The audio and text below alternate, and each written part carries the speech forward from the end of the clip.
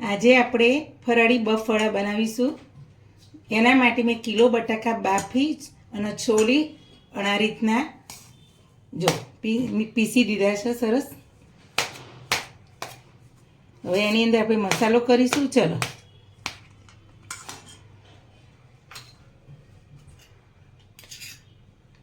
સ્વાદ અનુસાર આપણે ફરાળી મીઠું નાખીશું.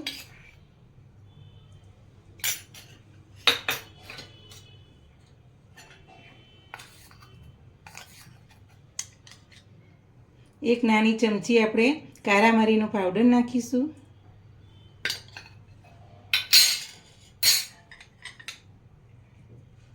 આદુ મરચાંની આપણે પેસ્ટ નાખીશું અંદર.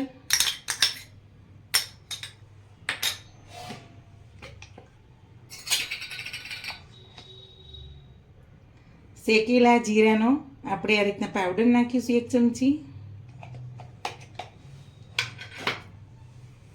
હવે આપણે એની અંદર થોડો વઘાર કરીશું.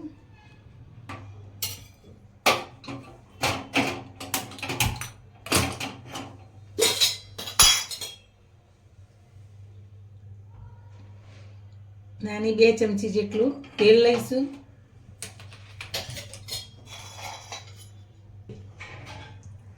એક ચમચી આપણે જીરું નાખીશું. તો ગેસ બંધ કરી દઈશું. 2 ચમચી જેવા સફેદ તલ નાખીશું. 1.5 ચમચી જેટલી લીલી વરિયાળી નાખીશું. આપણે સિંગદાણા આ રીતે ટીચી રાખેલા એ નાખીશું.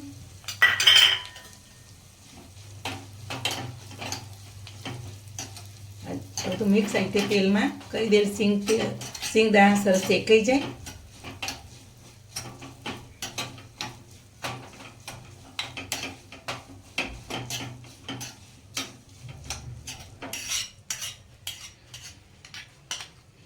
આપણે વઘાર માવાની અંદર નાખી દઈશું બટાકાના.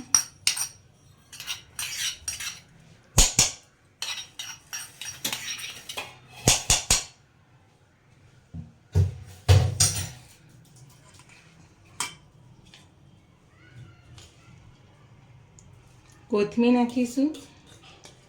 મેં કટ કરી અને ધોઈને સરસ રાખી હતી એ નાખી.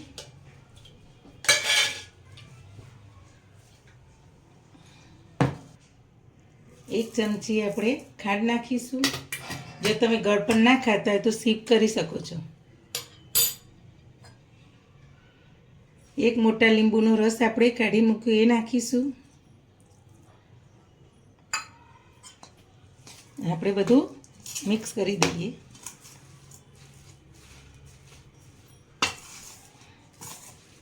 આપણે હાથથી બધું મિક્સ કરી દઈએ.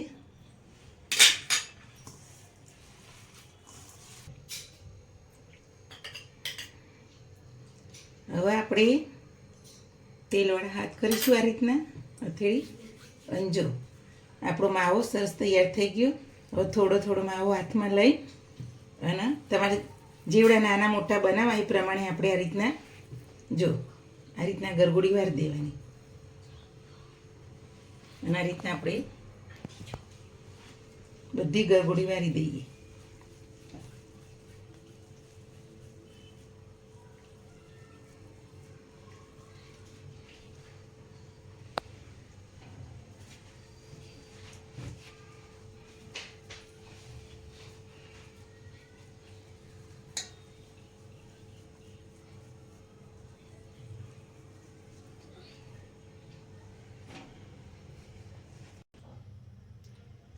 જો હવે આપણા બધા વડા તૈયાર થઈ ગયા. હવે મેં ગરમ તેલ કરવા મૂક્યું. હવે તેલ આપણું ગરમ થઈ ગયું છે. હવે મેં આરાનો લોટ લીધો છે. એની અંદર આપણે આ રીતના વડા જેટલા કઢાઈમાં મૂકવાના એટલા આ રીતના આરાના લોટમાં એ થોડા થોડા આ રીતના બધા વડાને આપણે આરાના લોટથી ગોટ કરી દઈશું.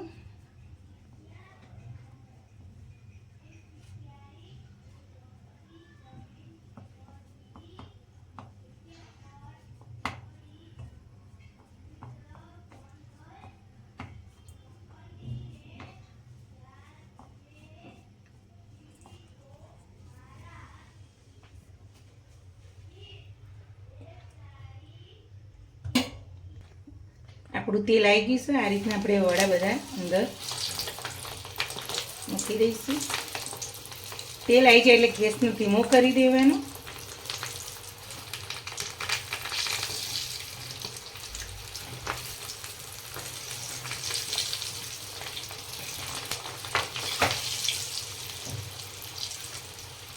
થોડા તરાઈ જાય પછી જ આપણે જરાથી ફેવરીશું.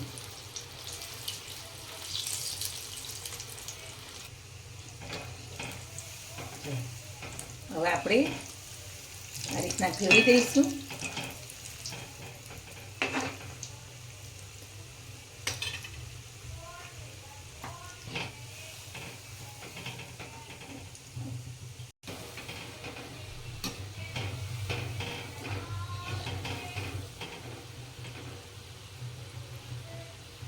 આપણે એકદમ થોડા લાલાશ પડતા થાય એવા કરવાના એટલે સરસ લાગે સ્વાદમાં. જો આપણા બફળા હવે તરાઈ ગયા. હવે કાઢી લઈ ડીશમાં.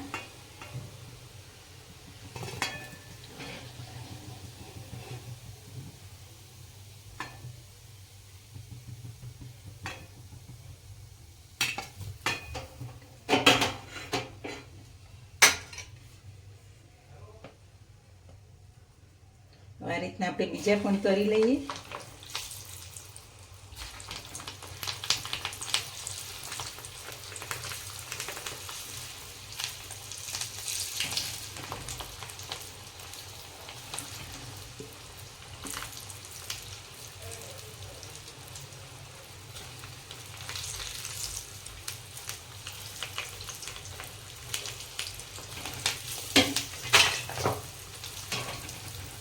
જેટલા આપણે કઢાઈમાં આવે એટલા જ આપણે નાખીશું.